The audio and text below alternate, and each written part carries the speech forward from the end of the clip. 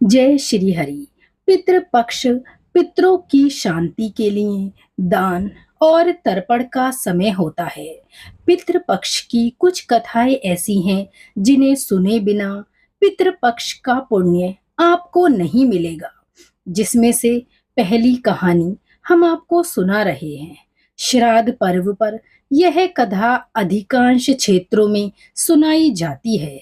इस कहानी को पढ़े बिना या सुने बिना पितृपक्ष का पुण्य नहीं मिलता, ऐसी मान्यता पुराणों में बताई गई है।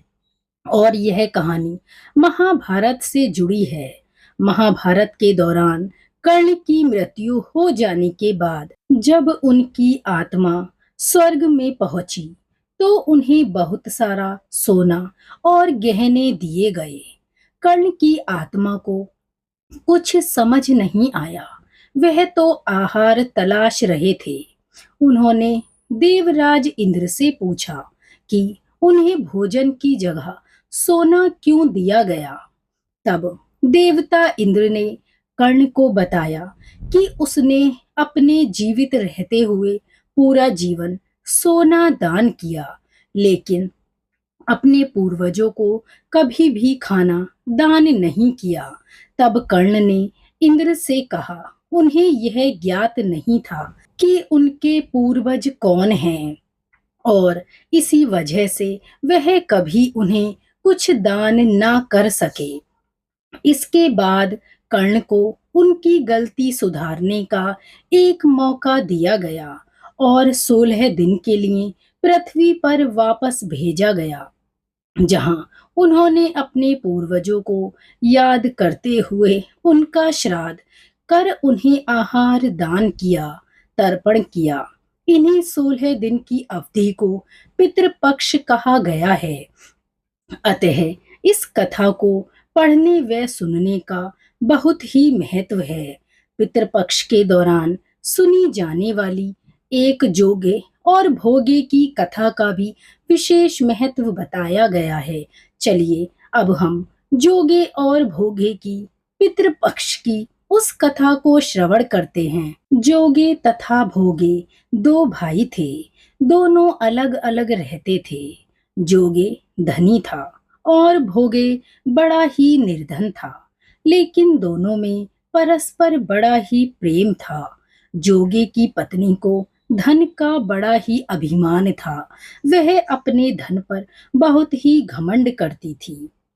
उसी के विपरीत छोटे भाई की पत्नी भोगे की पत्नी बड़ी सरल हृदय वाली और सुशील थी। पितृपक्ष आने पर जोगे की पत्नी ने उससे पितरों का श्राद्ध करने के लिए कहा, तो जोगे को यह कार्य बड़ा ही व्यर्थ लगा और उसने इसे व्यर्थ का कार्य ऐसा नाम देकर टालने की चेष्टा की।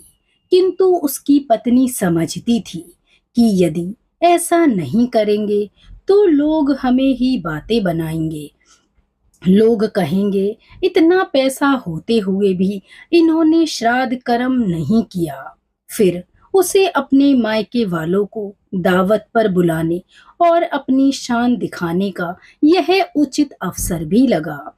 अतः वह बोली, आप शायद श्राद्ध कर्म करने के लिए इसीलिए मना कर रहे हैं कि मुझे कोई परेशानी ना हो, किंतु इसमें मुझे कोई परेशानी नहीं होगी।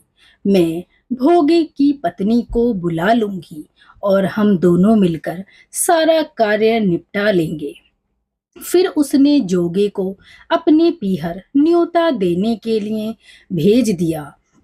दूसरे दिन उसके बुलाने पर भोगे की पत्नी सुबह सवेरे काम में आकर जुट गई। उसने रसोई तैयार की, साफ सफाई कर पितरों के लिए खाना बनाया, अनेक पकवान बनाए। फिर सभी काम निपटाकर अपने घर आ गई। आखिर में उसे भी अपने घर आकर पितरों का श्राद्ध और तर्पण करना था। इस अवसर पर ना जोगे की पत्नी ने उसे अपने घर पर रोका और ना ही वह स्वयं रुकी। शीघ्र ही दोपहर हो गई। अब पितर भूमि पर उतरे। जोगे भोगे के पितर पहले जोगे के यहाँ गए, तो वे क्या देखते हैं कि पकवान तो बने हैं, लेकिन वह पकवान उसके मायके वालों के लिए ही बने हैं।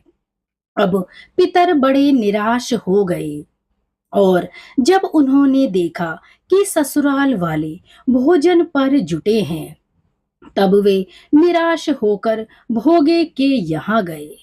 वहां क्या था, मात्र पितरों के नाम पर अग्यारी दे दी गई थी। पितरों ने उसकी राख चाटी और भूखे ही नदी के तट पर जा पहुंचे। थोड़ी देर में सारे पितर इकट्ठे हो गए और अपने अपने यहाँ के श्राद्धों की बड़ाई करने लगे। जोगे भोगे के पितरों ने भी अपनी आप बीती सुनाई। फिर वे सोचने लगे, अगर भोगे समर्थ होता तो शायद उन्हें भूखा न रहना पड़ता, मगर भोगे के घर में तो 2 जून की रोटी भी खाने को नहीं थी।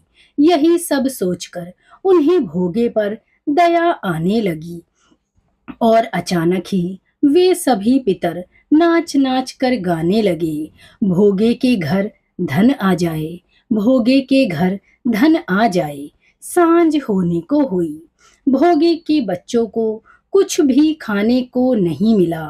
उन्होंने माँ से कहा, भूख लगी है। तब माँ ने उन्हें टालने की गरज से भोगे की पत्नी से कहा, जाओ, आंगन में हौदी रखी है, उसे जाकर खोल लो, जो कुछ मिले आपस में बांट कर खा लो। बच्चे वहां पहुंच गए तो वे क्या देखते हैं, हौदी मोहरों से भरी पड़ी है। वे दौड़े दौड़े माँ के पास पहुंचे और उन्होंने सारी बातें बताईं। आंगन में आकर भोगे की पत्नी ने यह सब कुछ देखा तो वह बड़ी ही अचंभित हुई। इस प्रकार पितरों की कृपा से भोगे के घर में भी धन आ गया, मगर धन पाकर भी वह घमंडी और लालची नहीं हुआ। दूसरे साल फिर से पितृपक्ष आया।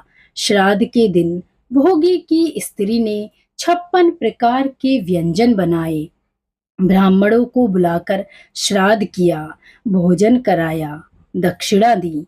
जेठ जिठानी को सोने चांदी के बर्तनों में भोजन कराया। इससे पितर बड़े ही प्रसन्न हुए और वे तृप्त होकर अपने लोक को पहुंच गए। इस प्रकार भोगे ने अपने पितरों को संतुष्ट कर उनकी कृपा दृष्टि प्राप्त की, और उन पितरों ने आशीर्वाद दिया, जो भी हमारी इस कहानी को पितृपक्ष के दौरान पढ़ेगा या सुनेगा या फिर सुनाएगा, उस पर सभी पितरों की कृपा अवश्य बरसेगी। उनके पितर इस कहानी को सुनने और सुनाने से प्रसन्न होंगे। बोलिए श्री हरि विष्णु की जय, पितृ देवता की जय।